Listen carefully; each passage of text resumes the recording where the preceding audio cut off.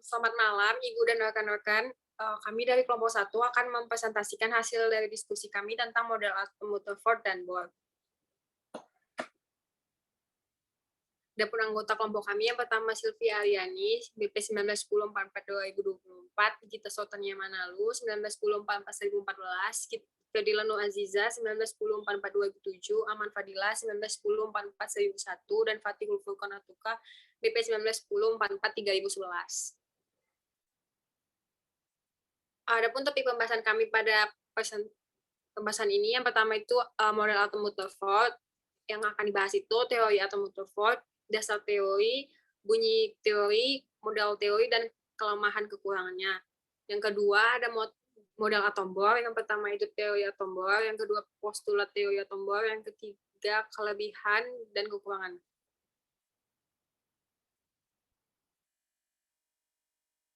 Yang pertama itu model atom Rutherford.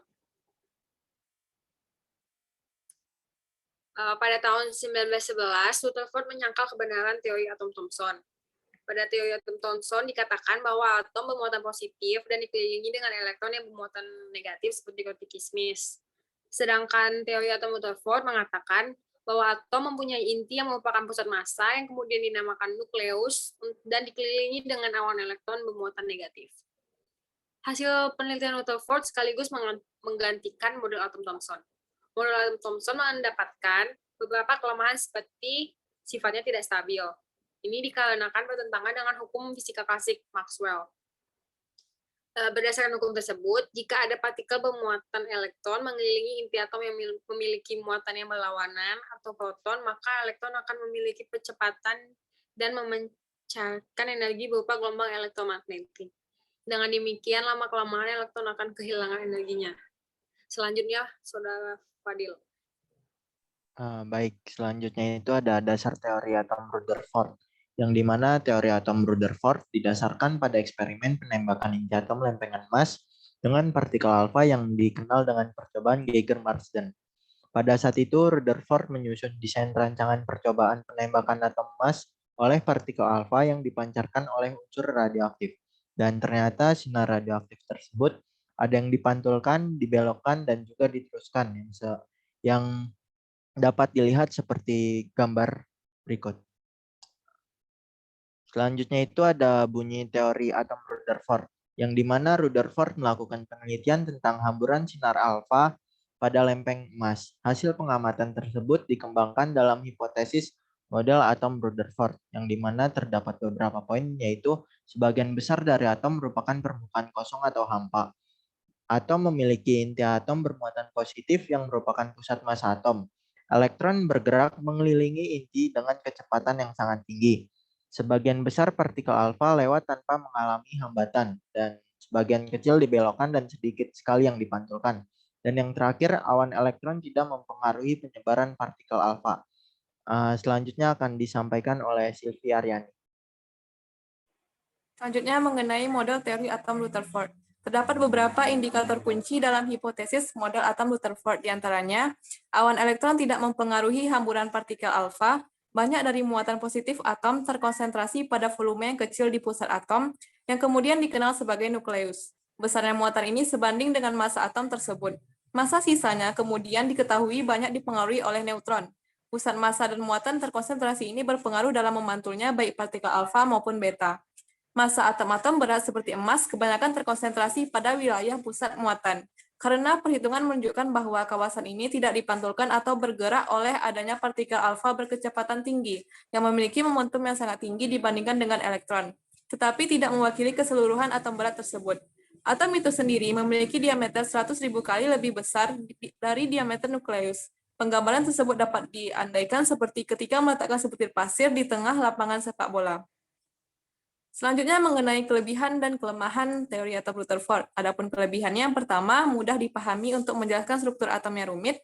Kedua, dapat menjelaskan bentuk lintasan elektron yang mengelilingi inti atom. Ketiga, dapat menggambarkan gerak elektron di sekitar inti. Adapun kelemahannya yang pertama, menurut hukum fisika klasik, elektron yang bergerak mengelilingi inti memancarkan energi dalam bentuk gelombang elektromagnetik. Akibatnya, kelamaan elektron itu akan kehabisan energi dan akhirnya menempel pada inti. Kedua, model atom Rutherford ini belum mampu menjelaskan di mana letak elektron dan cara rotasinya terhadap inti atom. Ketiga, elektron memancarkan energi ketika bergerak sehingga energi atom menjadi tidak stabil. Dan yang terakhir, tidak dapat menjelaskan spektrum garis pada atom hidrogen. Selanjutnya akan dijelaskan oleh Fatih. Kepada Fatih, disilakan. Baiklah, slide selanjutnya akan menjelaskan model atom Born. Pertama, teori atom Born. Model atom Born mengemukakan bahwa atom terdiri dari inti berukuran sangat kecil dan bermuatan positif dikelilingi oleh elektron bermuatan negatif yang mempunyai orbit. Dan contohnya seperti gambar teori model atom Born di bawah ini. Selanjutnya, ada postulat teori atom Born. Pada tahun 1913, Niels Bohr mengatasi kelemahan dengan teori kuantum Planck dan Einstein sehingga dapat mengajukan beberapa postulat. Sebelumnya, Bohr memiliki gagasan yang menyatakan bahwa inti dikelilingi elektron yang mengorbit di sekelilingnya. Dan terdapat dua gagasan yang mendasari teori atom Niels Bohr, yaitu yang pertama, harga momentum dan energi yang terkuantisasi hanya dimiliki pada elektron yang bergerak di dalam orbitnya, tetapi tidak semua hal tersebut terjadi pada tiap orbitnya. Hanya saja pada elektron yang bergerak pada orbit yang jaraknya berdekatan dengan inti.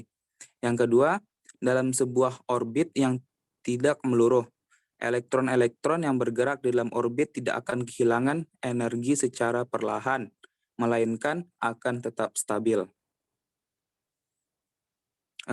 Selanjutnya, namun gagasan atom yang dijelaskan oleh Niels Bohr masih banyak kekurangannya. Maka dari itu, Bohr ada beberapa postulat tentang model atomnya seperti berikut. Yang pertama, elektron mengitari inti atom dalam orbit-orbit tertentu yang berbentuk lingkaran. Orbit ini sering disebut sebagai kulit-kulit elektron yang biasanya dinyatakan sebagai notasi K, L, M, N, dan seterusnya, yang secara berurutan sesuai dengan N sama dengan 1, 2, 3, 4, dan seterusnya. Selanjutnya yang kedua, elektron dalam setiap orbit mempunyai energi tertentu yang makin tinggi dengan makin besarnya lingkaran orbit atau makin besarnya harga N. Energi ini bersifat terkuantisasi dan harga-harga yang diizinkan dinyatakan oleh harga momentum sudut elektron yang terkuantisasi sebesar N H per 2pi dengan N sama dengan 1, 2, 3, 4, dan seterusnya. Baiklah, slide selanjutnya akan dijelaskan oleh Dila. Selanjutnya, selama dalam orbitnya, elektron tidak memancarkan energi dan dikatakan dalam keadaan stasioner.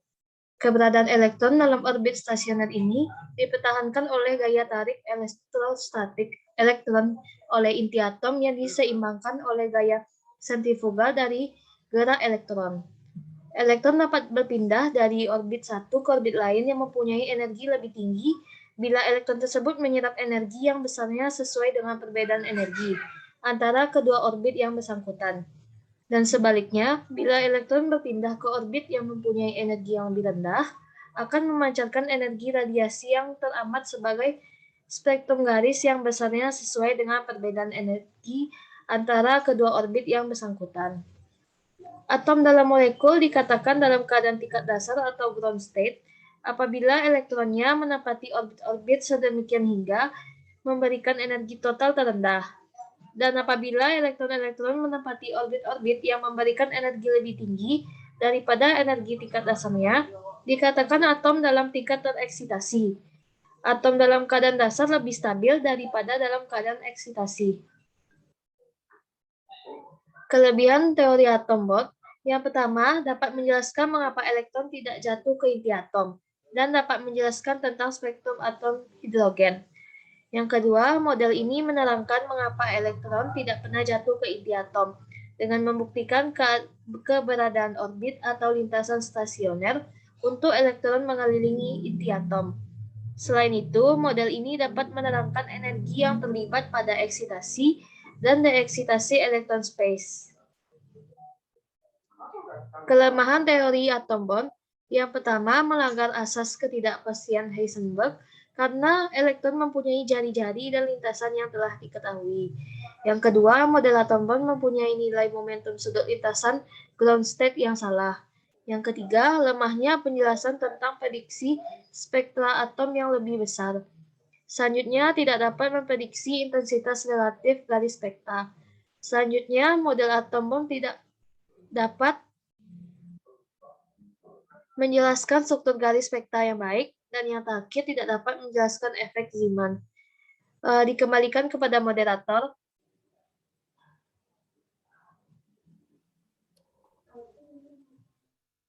Berikut sumber-sumber yang kami dapatkan dalam pembuatan materi. Sekian hasil presentasi kami dari kelompok 1. Kami mohon maaf jika ada kesalahan dalam penyampaian. Terima kasih, selamat malam.